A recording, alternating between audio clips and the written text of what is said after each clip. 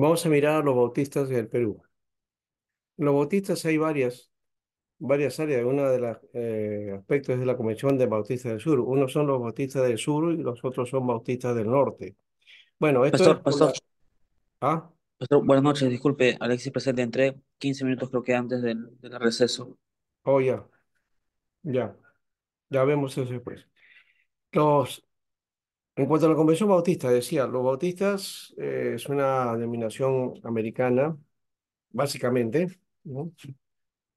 Y que se forma a partir de la guerra de secesión. En Estados Unidos hay los bautistas del sur y los bautistas del norte, que unos apoyan la esclavitud, ¿no? O la segregación de los negros y otros no lo apoyan, ¿no? Eso en cuanto a Estados Unidos. Bueno, de esas iglesias hay de todo, ¿no? En Estados Unidos hay iglesias para blancos, iglesias para negros, iglesias para latinos. eh, no hay mucha mezcla, en algunas sí los hay, pero especialmente hoy día con todo lo esto de la discriminación se está volviendo a eso mismo, de nuevo, ¿no? Bueno, los primeros misioneros fueron los esposos Whites, que tenían la visión de evangelizar a la clase media. Estoy hablando de la Bautista del Sur, ¿no? Y hacían programas de visitación casa por casa. Fundaron la iglesia Benecer en el distrito de Miraflores, con 9 miembros. Iniciaron ellos esta iglesia, ¿no? El 19 de agosto de 1951. Alquilaron un local en la avenida Angamos hasta que compraron un terreno para la iglesia en la calle Inclán, en Miraflores, que se inauguró el 20 de junio de 1954. Bueno, todavía no había nacido yo, me faltaban unos días todavía. Y ya la iglesia se inauguró en ese local, que es un local que conozco. Está, digamos, de la avenida Arequipa a una cuadra, es una paralela a la calle Inclán, ¿no? Y es un local más o menos, no es muy grande ni muy pequeño, ¿no? En 1952, Hoyt se encargó de la primera iglesia bautista que se establece en Lima, en la cuadra 17 de la avenida Huicho. Hasta ahora, esta iglesia permanece ahí, ¿no? Es una iglesia que tiene un local con ciertas características, digamos, de la parte republicana, ¿no? Es decir, es un inmueble que está dentro del ornato de ese lugar, ¿no? Y ya está cambiando también, pero que ese local los hermanos han resistido ahí. ¿Ya? Es un local muy antiguo y no sé si en algún momento hagan una iglesia pues grande porque ya el tiempo lo requiera, ¿no? Bueno, eso está en la cuadra 17 de la avenida Wilson, está más o menos a 2 cuadras de la avenida 28 de Julio. La iglesia de Miraflores se quedó a cargo del misionero Robert Harris. Luego también establecieron otras obras en Surquillo, en San Martín de Porras, en Arequipa, en Trujillo, ¿no? En 1959, en ese año, se estableció también el Instituto Teológico Bautista de Estudios Nocturnos. Hoy hay varios institutos o seminarios bautistas. Está en Surco, hay uno inclusive, ¿no? El crecimiento inicial no fue sólido, hubo mucha ayuda externa, ¿no? Y fíjese que en este caso, aun cuando hubo ayuda externa, el crecimiento no se dio como en el caso de Lima en Encuentro con Dios. Entonces aquí también tiene que ver con un equipo, con una estrategia y con planes, ¿no? Que se pusieron en operación. Hubo problemas administrativos que pronto se solucionaron y el número de pastores nacionales se acrecentaron. Las iglesias afiliadas a la convención se pueden encontrar en Piura, en Cajamarca, Lambayeque, Amazonas, La Libertad, Ancash, Iquitos, Lima, Junín, Huancavelica.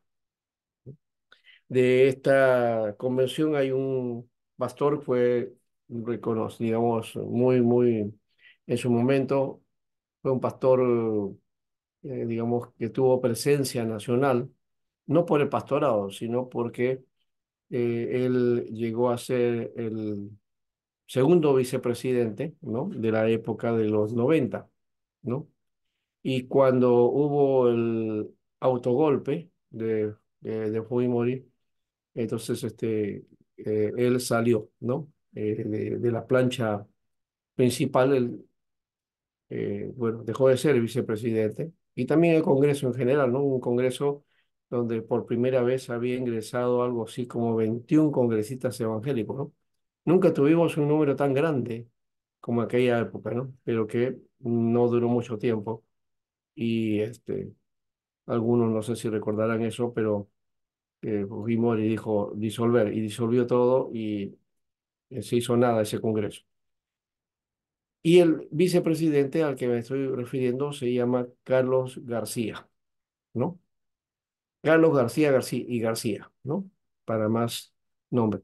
De paso, es muy parecido al nombre de nuestro hermano, que no sé si hoy ha venido. A ver, no lo veo. Sí, no está. Carlos García no está. Pero Carlos García de nosotros no es el mismo Carlos García, que ya falleció hace algunos años, ya se fue con el Señor, y que tuvo presencia, como digo, es uno de los evangélicos que llegó a tener presencia a nivel político, ¿no? No por lo que hizo, sino porque estuvo como dentro de la vicepresidencia, ¿no? Dentro del equipo de la plancha de esa época, ¿no? Ahora vamos a hablar de la Bíblica Bautista. No sé si hay algo más de los bautistas del sur. Creo que sí hay esto del sur, ya hemos dicho, ahí está este hermano, hay otros pastores también que eh, Juan Keller los menciona, ¿no? Pero el más sobresaliente es Carlos García y García, que, bueno, él terminó su tarea apoyando a la iglesia del INSE, de la Alianza Cristiana Misionera. Ahí fue pastor honorífico hasta su muerte, ¿no? Ahora, la Bíblica Bautista. Cuando hablamos de los bautistas, entonces no es una denominación exactamente, ¿no? Sino es un movimiento que tiene varias denominaciones, ¿no? Los bautistas que vienen originalmente desde los anabaptistas, que tienen la característica de bautizar de nuevo, ¿no? Que es la característica que tiene la iglesia evangélica en general, ¿no? Bueno, en 1960, en esos primeros meses, llegaron los misioneros Johnson, Taylor y Shelley de Oklahoma, ¿no? Yo- Johnson, Taylor y Shelley. Estos eran auspiciados por la Mic Mission, ¿no? Y trabajaron juntos durante casi un año en Lince, la que luego será la Iglesia Bíblica Betania. Así que la Iglesia Bíblica Bautista que está en Lince, en la calle, a ver, no es la calle militar, no recuerdo ahorita el nombre de la calle, ¿no? Paso, yo me casé ahí. Esa iglesia es una iglesia, Iglesia Bíblica Betania, más conocida como Iglesia Betania, ¿no? Está en la esquina donde está también una posta médica y al costado también está la compañía de bomberos del INSE, ¿no? El pastor en ese momento es Samuel Rengifo. Sí, Rengifo, ¿no? Samuel Rengifo, sí. Luego Taylor se fue al Callao, después a Trujillo, y en ambos lugares estableció una obra y un instituto bíblico, ¿no? Shelley después se fue a Iquitos y estableció un seminario bíblico. Yo conocí ese seminario bíblico en Iquitos. Tiene un local inmenso, muy bonito, grande, adaptado para el lugar. Tiene aulas, tiene todo, ¿no? Al estilo loretano, por supuesto, ¿no? Es un local muy bonito que lo alquilan para los hermanos, para retiros y otras cosas más, ¿no? Bueno, Johnson, por otro lado, se quedó en Lima e inaugura la obra en el bosque. El Bosque es una urbanización que está en el distrito de Rima, ¿no? Por Tarapacá, creo que más o menos por ahí es la calle. Y forma entonces esta iglesia que se llama la Iglesia Bíblica del Bosque, ¿no? De ahí vienen varios personajes que hoy día son líderes dentro de la iglesia evangélica, ¿no? Está, por ejemplo, Tomás Gutiérrez, está Miguel Bardales, ¿no? Ellos son básicamente los que salen de ahí. También viene de esa iglesia es Mirta Ruiz también, ¿no? Entonces es una iglesia que fue muy, ella es psicóloga y también una hermana muy querida e influente también dentro del movimiento evangélico. Su mamá, Fanny Ruiz, o Fanny de Ruiz, fue la fundadora de la Asociación de Mujeres Evangélicas del Perú, ¿ya? Y ellas promovieron lo que viene a ser el hogar, la casa, hay una casa Hogar Betania, se llama, creo, ¿sí? El Hogar Betania, que está en Pueblo Libre y que tiene también un local en Surco, ¿no? Bueno, en 1962 forman el Instituto Bíblico Bautista en Chillón, en la carretera Panamericana Sur, cerca de Puente Piedra, ¿no? Uno cuando va a Puente Piedra, al lado derecho, ¿no?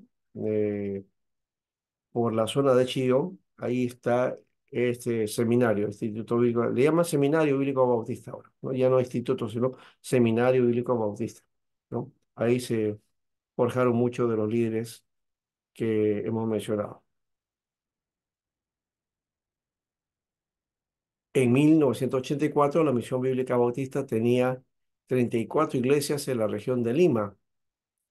34, tener 34 iglesias también ya es una presencia interesante. En Trujillo tenían 35 y 68 en Loreto, ¿no?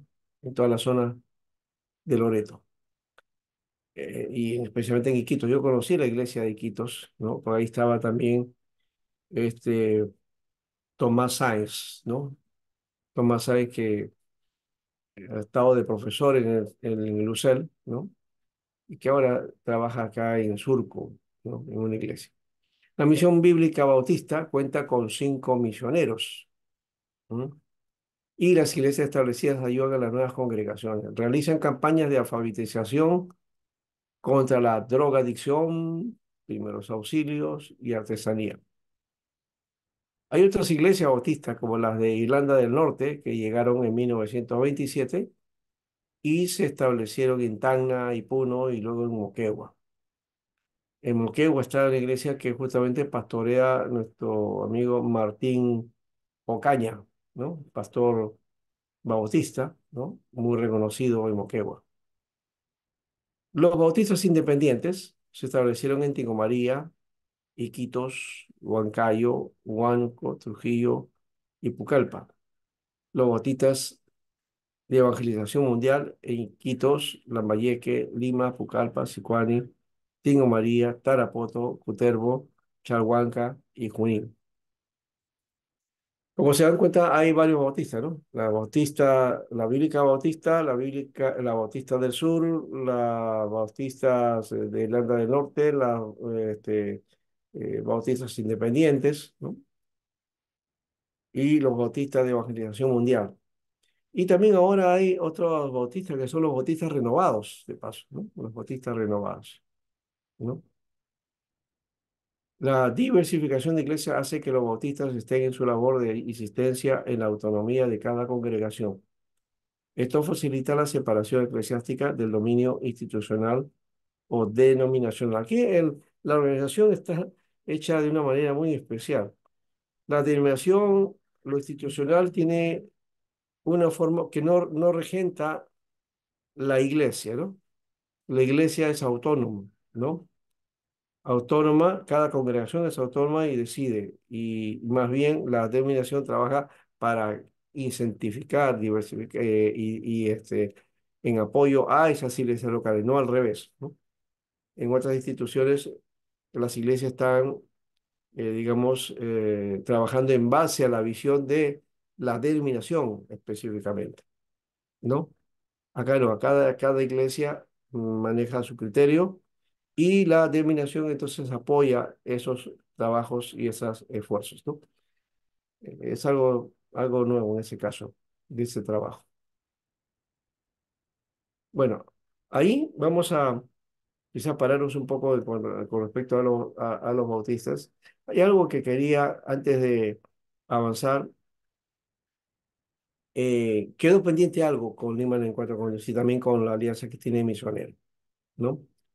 Y yo mencioné algo como que en la Alianza se había dado una experiencia y un mover espiritual que más se conoce dentro del mundo pentecostal, ¿no? Pero que para la época se fue saltando y que se ha ido dando en diversos movimientos. Hoy día ya ese mover espiritual ya no corresponde solamente a la iglesia pentecostal, sino a la iglesia en general. Y la alianza no lo entendió, tuvo muchos momentos difíciles, disciplinó a mucha gente, muchos hermanos, muchos miembros. Algunos se fueron yendo y en otros casos, pues, eh, se, se entró en recelo con respecto a estas prácticas. Por ejemplo, se prohibió orar en voz alta y a gritos, ¿no? Que es la característica dentro del mundo pentecostal. Tampoco se podía orar en lenguas, ¿no? Que eso también estaba prohibido de hacerlo públicamente o en la iglesia. De hecho, no lo hacían en el local, sino en las oraciones en grupos, ¿no? Y estos elementos, estas manifestaciones, de alguna manera, fueron entonces, desde un principio, eh, digamos, se tomó en cuenta con mucho cuidado esto y se buscó a los que se suponían que eran los líderes, ¿no? Para bajar todo ese mover ahí y la iglesia volviera a su orden. Entonces hubo eso en el año 78 en Lince, también lo hubo en el año 80 en Pueblo Libre y en el año 83 en Miraflores, ¿no?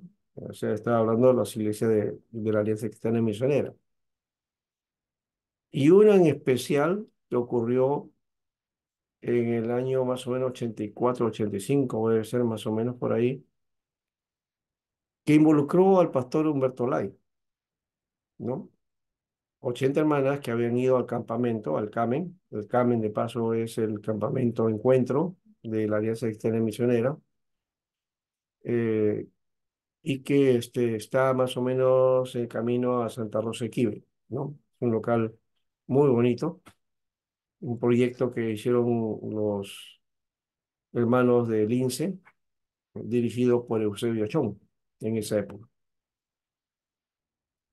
Ahora, estas semanas ahí en el CAMEN, en el campamento, ¿no? Tuvieron una experiencia muy especial con el Señor. Se manifestaron lenguas, se manifestó profecía y varias de estas cosas que ellas volvieron, comentaron eso al pastor Humberto Lai y el pastor Humberto las apoyó. Pero la iglesia no la asumió, la junta de la iglesia, el consistorio, no sé si había consistorio en esa época, ya creo que ya no existía. este, no vio muy en serio o bueno eso que había ocurrido y instó al pastor a que dejara esto y no lo promoviera, ¿no? En un principio separado como pastor, creo que es un año o 2 años más o menos se le separa. Y las hermanas que ya no eran muy bienvenidas o vistas ahí, entonces optaron por salir en ese grupo, esa experiencia que tuvieron, salieron y comenzaron a reunirse más o menos por San Borja, ¿no? Creo que por Javier Prado, por ahí se comenzaron a reunir. Yo Javier Prado no recuerdo exactamente si era Javier Prado o otro lugar, o creo que era Angamos, me parece, pero era en San Borja. Y eh,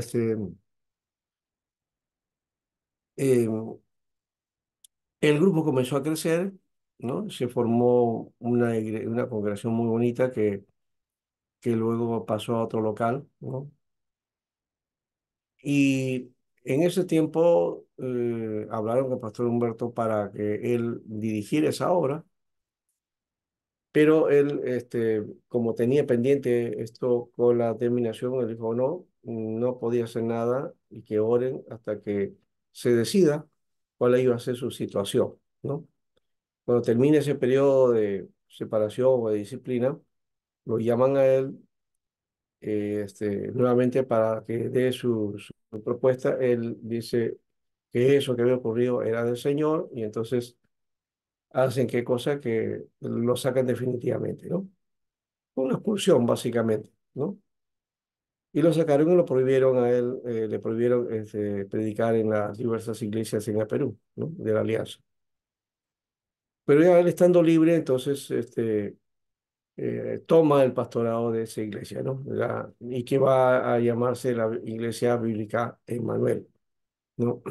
Esta Iglesia Bíblica Emmanuel, a la razón también estaba el pastor Lucas Muñoz, quien en un primer instante, cuando estaba pasando toda esta presión, él ofreció sus buenos oficios al pastor Humberto Lai, sí, su amigo el pastor Humberto lo orientó, lo guió y continuó seguimiento con él y el movimiento lo canalizó para que entrara a las asambleas de Dios. Primeramente él como pastor, o sea, a Humberto Lai, y el movimiento también que fuera aceptado como iglesia, ¿no? Y se aceptó esta iglesia oh, como un caso especial, ¿no? Se le conoció como Iglesia Fraterna de Asambleas de Dios, ¿no? Y bueno, así fue esta iglesia luego que se reunía en las tardes en la iglesia del Buen Pastor en Miraflores. Ahí fue creciendo hasta que pudieron conseguir el local de la avenida Javier Prado, ¿no? Con el apoyo del misionero Reginaldo Stone, ¿no? Misionero de Asambleas de Dios, que juntó dinero de las iglesias de Asambleas de Dios para comprar ese terreno de la avenida Javier Prado. Y ese local fue para uso exclusivo de la Iglesia Bíblica Emanuel. Bueno, eso es más o menos centrado, y la iglesia fue creciendo, creciendo, luego ya se distribuyó a iglesias de Emanuel en varios lugares, ¿no? Y Humberto Lara, pues, llegó a tener un ministerio bastante reconocido, y la alianza después, con los años, le, le quita esa carta que denostaba de don Humberto, ¿ya? Y más bien le ofrecía los buenos servicios y que era bienvenido a la Alianza Cristiana Misionera y que la prohibición en cuanto a la predicación ya había sido quitada y que las iglesias podían invitarlo al pastor Humberto Lai porque era un hermano muy querido, ¿no? Entonces terminó esa parte de la situación que quedó de conflicto con la alianza y más bien empezó un trabajo con la Asamblea de Dios que de alguna manera tuvo algunas dificultades hasta se habló acerca de la compra de local o de ese local se le estaban pidiéndoselo a la Bíblica Emanuel. La Bíblica Emanuel propuso comprarlo, las asambleas propuso un precio bastante alto que no era exactamente. Y al final, bueno, parece que se cedió y el costo fue menos de lo que se pensaba, ¿no? Y ahora esa propiedad es básicamente de la Bíblica Emanuel, ¿no? En todo caso, eso ha sido ese aspecto que ha habido dentro de la iglesia, ¿no?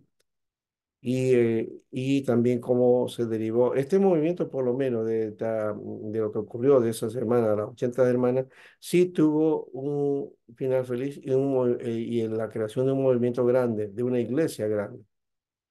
En la alianza había ocurrido varias veces eso, entre jóvenes, en Miraflores también se dio, pero no salió de ese resultado alguna iglesia o algún movimiento sólido, ¿no? Simplemente lo que hubo fue más bien un despertar entre los hermanos que pasaron esa experiencia, que luego ahora están sirviendo en otros diferentes lugares, ¿no? Entonces, eso creo que es también podemos ponerlo como resultado, no solamente un movimiento de una iglesia, pero también de eso, de esa experiencia salieron ministros, ¿no? Pastores que ahora están bendiciendo muchas iglesias, ¿no? Bueno, ahí cerramos entonces ese espacio de lo que corresponde a la Alianza Cristiana y Misionera, faltaba ese aspecto, ¿no? Lo único que quiero mencionar es que quizás por la forma en que se tomó este corte, que la Alianza tuvo una influencia bautista en cuanto a lo doctrinal, y olvidó las experiencias que Simpson y otros tuvieron desde el movimiento de santidad. eh, Creo que de alguna manera Dios quiso visitar la iglesia y hacerla, digamos, darle el sello a todo eso que había sido Lima en el encuentro con Dios, ¿no? Hoy día ya no, en Lima el encuentro con Dios es nominal, pero ya no tiene la misma fuerza de antes. Y por otro lado, no hay esa fuerza espiritual que se manifestó en su momento ahí, ¿no? Y que ahora es parte de otros movimientos, ¿no? Que están en otros lugares, ¿no? Y que Dios ha bendecido ahí, ¿no? Con todos los errores y fallas que siempre hay en las iglesias, pero que Dios ha ido bendiciendo por los resultados que se tiene en estas iglesias, ¿no? Bueno, ahí termina entonces este espacio que faltaba de la alianza. Y en cuanto a los bautistas, ya usted sabe, los bautistas son cesacionistas, ¿no? Cesacionistas a ultranza, no creen en que los dones están vigentes, no creen en los milagros, tampoco asumen, digamos, algunos aspectos del corte calvinista, en fin. eh, y por otro lado, hay también bautistas reformados, que de hecho no son cesacionistas, ¿no? Entonces son continuistas en todo caso, ¿ya? Y los bautistas son muy celosos de paso, ¿no? Siempre han sido así, han sido muy denominacionalistas. Y hubo un tiempo en que ellos llegaban a decir que el cielo era bautista. Y que si eras bautista, ya entonces te ibas rapidito, directamente. Una vez que salí de este mundo, el mundo por dentro estabas arriba con el Señor, ¿no? Porque el cielo es bautista, decía, ¿no? Pero esa característica de que el cielo es bautista también es una característica de la época en que se decía, porque estaban más separados, ¿no? Asambleas por un lado, alianza por otro lado, los bautistas por otro lado, los metodistas por otro lado, veteranos también. Ya, aun cuando hubo en un momento, claro, la identificación evangélica, el año 67, que se conoció como este, evangelismo a fondo, ¿no? Que se hizo en varios lugares, en los coliseos que había en esa época, le llamaban coliseos a unos locales grandes, ¿no? Y también en la Plaza de Hacho, ¿no? Donde estuvo el pastor, el predicador, ¿no? El hermano Pablo, ¿no? Y también entiendo que estuvo también Luis Palao en su momento. Entonces, eh, esos esfuerzos fueron los esfuerzos de unir la iglesia evangélica en un solo trabajo, ¿no? ¿Ya? Que lo ha habido en otros momentos. El Festival de la Familia de Luis Palau del año 84 también se hizo de ese modo, donde participaron diversas iglesias. En el caso de I.E. Ávila solamente participaban iglesias pentecostales. Cuando vino Jimmy Soga también eran iglesias pentecostales, ¿ya? Y ya luego cada iglesia ha tenido su propio mover y alquiler de estadio, ¿no? Se ha alquilado el estadio de San Marcos, por ejemplo, el Agua Viva alquilaba el estadio de San Marcos. Hoy día ya tienen el local de lo que era el Amauta, el Coliseo Amauta o la antigua plaza de toros de Chacra Ríos, y es propiedad de la iglesia Agua Viva. Y el Movimiento Misionero Mundial también alquilaba San Marcos, y el estadio de San Marcos especialmente lo alquila siempre, ¿no? Para sus aniversarios, todo eso, ¿no? La Alianza también ha alquilado el estadio de la Alianza de San Marcos, ¿no? Especialmente. Entonces ahora, cada denominación ahora ya reúne su gente en estadios, ¿no? En espacios grandes, ¿no? Ya no se necesita mucho reunir a todos los evangélicos, ¿no? Hubo sí una vez que, no recuerdo cómo se llama esta evangelización de 3 o 4 días, donde vino Palau y también vino el Puma, la Yuri y no sé quién más venía, ¿ya? Que estuvieron cantando ahí, ¿no? Para el Señor y estaba Palau también, ¿no?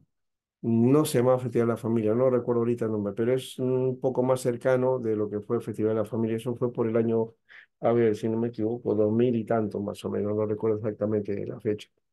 Eso fue en el Campo de Marte, ¿no? Eh, Fue la reunión que más reunió gente evangélica, ¿no? En un lugar tan grande, ¿no? No se tiene calculado la cantidad de personas que asistieron, pero fue bastante grande.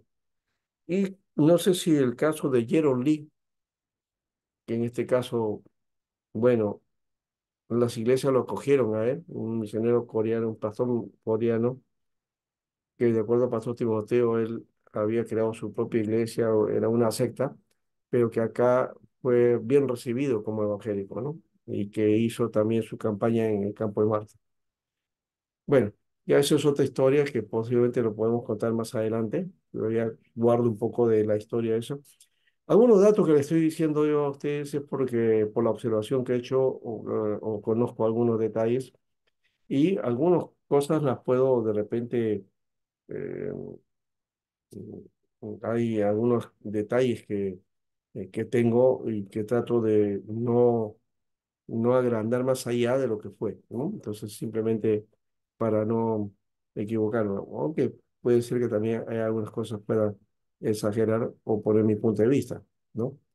Pero básicamente lo esencial de esta historia la estoy dando para que conozcan por lo menos este movimiento, ¿no?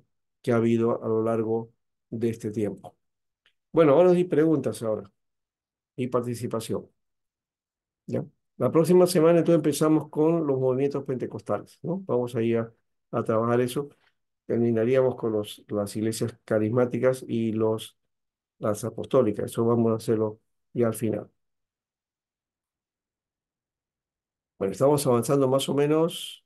Creo que espero se entienda este trabajo que estamos realizando, que corresponde a la historia de la Iglesia Evangélica en el Perú, ¿no? ¿Qué les parece? Yo sé que hay datos que no conocían ustedes, ¿verdad?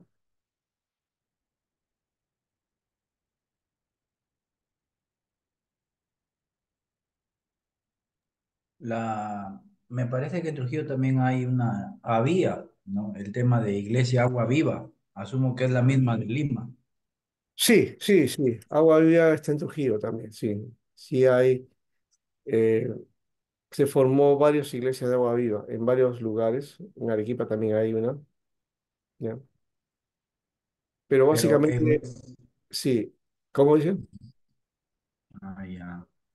Bueno, No, no, sí, de sí, ellos, justo, porque tenían colegio también cristiano. sí, de ello vamos a hablar después, ¿no? Que también dentro del movimiento carismático vamos a hablar acerca de ellos, sí. Entonces, la próxima semana, pentecostalismo, ¿no? Esta es la sexta semana. En la séptima vamos a estar hablando ya de las iglesias carismáticas y al final vamos a hablar de las iglesias apostólicas. Ahí en la parte apostólica vamos a hablar de posiblemente, vamos a poner nuestra posición, ¿no? Con respecto a estas iglesias que lo estamos poniendo al final. Debería, bueno, básicamente vamos a hablar de iglesias independientes, pero que hay algunas que han asumido este aspecto de la prosperidad y la propuesta apostólica, ¿no? Entonces, por ahí vamos. Entonces, en cuanto a Agua Viva, entonces queda pendiente. Vamos a hablar de eso en su momento. ¿Ya? ¿Qué dicen? ¿Los bautistas entonces no decimos nada más? ¿Está bien la información? Ahora, estamos hablando de esa historia, ¿no? Porque también en este momento las denominaciones están en crisis y todo este mover de las uniones del mismo sexo y todo eso están llevando a que los movimientos también opten algunos a favor y otros en contra, ¿no? Y se dividen por ese caso, ¿no?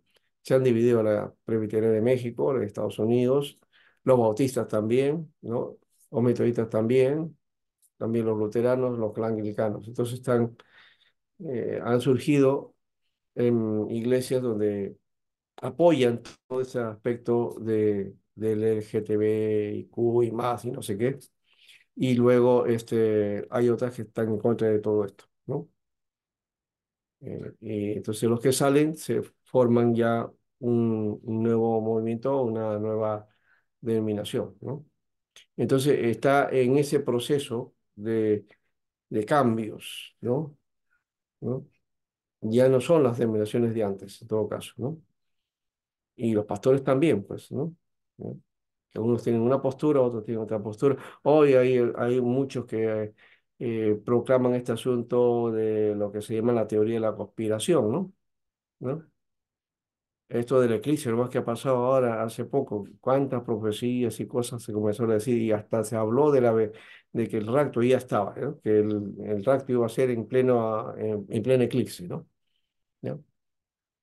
Ese es uno. Y otros ya están hablando que el anticristo ya llegó. Ya saben dónde está el anticristo, dice, ¿no? Entonces, hay corrientes y corrientes, pues, ¿no? Que había que tomar en el cuidado, porque algunas no son muy serias, que digamos también, ¿no? Y eso ya pasaría para el asunto apologético, en todo caso. Yo no estoy hablando de ese aspecto, ¿no? Estoy hablando solamente de la parte histórica, nada más, ¿no? Sí. ¿Algo más? Hay dos libros de un hermano coreano también que Pastor Timoteo estuvo promocionando. eh, Creo que uno se llama Puesto para la Defensa de la Fe. Ahí él pone en los grupos y sectas que hay, que han ido surgiendo. Y creo que también las que hay aquí en Perú. Entonces, es un libro que básicamente habla de ese aspecto, del aspecto doctrinal, ¿no? No de la parte histórica, ¿no? Lo de la parte histórica, muy pocos libros hay realmente, muy pocos. Kerler es el único que me parece que ha escrito eso y él mismo, creo que no es él o otro, que escribió algo sobre la historia de los israelitas del Nuevo Pacto también, ¿no? Que es una secta de paso, ¿no? Una secta nacional, ¿no? Entonces, ese campo está libre, abierto para escribir, investigar y de repente hacer pues un libro ahí, ¿no? Para eso.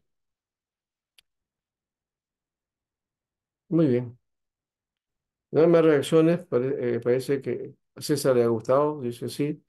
Y los demás que dicen, no dicen nada más. Willy, ya Pablo se manifestó, Alexis recién entrado, ¿no? Henry por ahí está, Iván y nuestra hermana Murillo siempre se fue.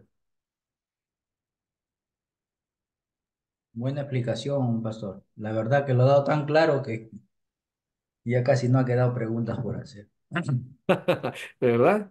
Bueno, Sí, por lo menos yo le he entendido bastante claro. A veces no estoy tan quieto porque estoy en una cosa y otra, pero en estas clases sí, igual me estoy centrando, no, no tanto que me vaya, sino, ujú, pero está bien, de verdad, bien claro porque cuando uno ya va, por lo menos yo le digo por lo que yo he venido de mi experiencia, no, no vengo de una iglesia de niño, pero yo antes era cerrado, pues, ¿no? Decía, no, esto es así, así, así, así, y solamente creíamos a veces en la instrucción humana, pero también es bueno la historia de la iglesia porque te ayuda a entender y poder defender o hablar con personas preparadas, incluso más preparadas que nosotros, y ya tenemos cómo defendernos, por lo menos. claro. Sí, como digo, esta parte no es tan fácil de entender. Yo no soy especialista de paso, ¿no? Pero conozco por lo menos algo de mi inquietud y porque, bueno, ya tengo unos años y tengo mi experiencia desde muchacho, desde los 21 años y todo ese tiempo he ido conociendo todos los movimientos habidos y por haber, ¿no? Y he participado de varios, ¿no? Soy inquieto en esa perspectiva. Yo soy tranquilo de carácter, pero soy inquieto en cuanto Desde el comienzo vi a la iglesia así, en una visión así, ¿no? No me centré en una sola, ¿no? A pesar de que yo estuve en una denominación que era así, ¿no? Era que teníamos que obedecer la rajatabla y seguir todo lo que ellos decían, ¿no? Pero yo veía que el Señor estaba obrando también en otros lugares, entonces no solamente ahí, ¿no? Entonces eso fue lo que me abrió el espacio, ¿no? ¿Ya? Sin, sin dejar de obedecer la iglesia y sin, porque yo dejé un testimonio interesante ahí, pero no me cerré ahí nomás, ¿no? Yo vi que el Señor estaba obrando más allá de esas cuatro paredes de esa denominación, ¿no? Y lo vi afuera y vi también a otros y también vi de todo, ¿no? Experimenté de todo también, ¿no? Entonces, en el sentido evangélico general estoy hablando, ¿no? No digo hasta el extremo de ver alguna secta. Lo máximo que vi de secta fue la iglesia de Dios de la profecía, ¿no? La iglesia de Dios de la profecía, que ahora está siendo renovada en realidad, ¿no? Eh, Curioso porque hace un par de años creo que la iglesia de la profecía se contactó conmigo, un hermano, y enseñé un curso ahí, ¿no? Hace un tiempo atrás. No hace mucho tiempo. Estuve enseñando un par de cursos ahí, ¿no? Y me dijo cómo habían renovado, cómo habían cambiado y todo eso, ¿no? Que en su momento yo los veía como con mucho cuidado eso, ¿no? Porque visité un par de veces esa iglesia y las cosas que hacían, que en ese momento era bastante raras para mí, ¿no? Pero que ha ido variando, ¿no? Y entendiendo el propósito. Entonces, bueno, Dios es el dueño de la iglesia y eso es importante, a menos que cada uno entonces coja una ruta o una doctrina que no es del Señor y entonces se va por otro lado, ¿no? Entonces ahí ya no podemos hacer nada, ¿no? Pero si se rectifica en buena hora, ¿no? Y el curso va por ese lado. Entonces, de poder entender este aspecto de cómo estamos y los errores, las fallas y las bendiciones que también hemos tenido también, ¿no? O sea, cómo hemos aportado, cada iglesia ha aportado lo suyo a la obra y cuánto también ha habido de errores, como de fallas también, ¿no? Como les decía, desde mi punto de vista, o mi parecer, de todas estas cosas que Dios ha hecho, viendo la alianza, por ejemplo, perdió una bendición, ¿no? Pero ahí Dios hizo la bíblica hermana, ¿no? Que ahí está la bíblica hermana, ¿no? Y que de paso después don Humberto probó también el lado político, ¿no? Y se hizo congresista y todo eso. Bueno, hizo un trabajo medianamente bueno, ¿no? Para todos los evangélicos que han estado en política, creo que él ha sido uno de los mejores. No siendo el mejor, ¿no? Político, ¿no? Pero dio su presencia fue muy de mucho respeto también, ¿no? Y hizo mirar la iglesia evangélica de otro modo también. Creo que tenemos nosotros gente con capacidad, con testimonio y con ética, que podemos hacer mucho, pero no sé, quizás la situación que vivimos en el país no nos atrevemos a hacer más, ¿no? Pero creo que sí, si nos activáramos, de repente el país cambiaría, ¿no? Porque hay mucho por hacer y, y las cosas, pero y orar primeramente, ¿no? Para que cambien y que nosotros como evangélicos eh, permeemos, ¿no? Esta sociedad que está tan acabada y bueno, hablando de sociedad en todo en general, ¿no? Desde los que gobiernan hasta los que están abajo, ¿no? Todos. Necesitamos un cambio, ¿no? Muy bien.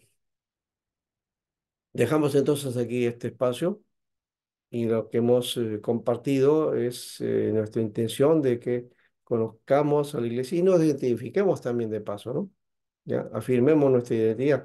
Y por ese mismo motivo también queda pendiente el trabajo, que uno me estaba diciendo que todavía le falta, esa lectura del libro, ¿no? Que algunos reclamaron, que eran como más de 300 páginas, creo, dijo, ¿no? Bueno, ya les mencioné de dónde tenían cuál era la parte que tenían que leer Y yo les insisto a que, o los insto a que ustedes lean eh, el libro, no tanto por la obligación, sino por el interés, porque es un libro muy interesante, que tiene mucho, mucho para afirmar y entender el propósito del mundo presbiteriano y cómo ser presbiteriano desde la perspectiva de la Biblia, de las Escrituras, ¿no? Habla de la iglesia, ¿no? Del hombre, de Jesús y la sociedad, creo también, ¿no? Algo así.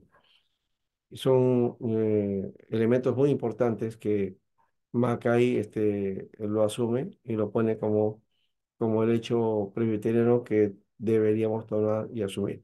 Hay otro libro que es El sentido de la vida, que es más general, ya es una posición como cristiano. Sí, estamos hablando de Mackay, sí, ¿ya? De Mackay, Juan Mackay.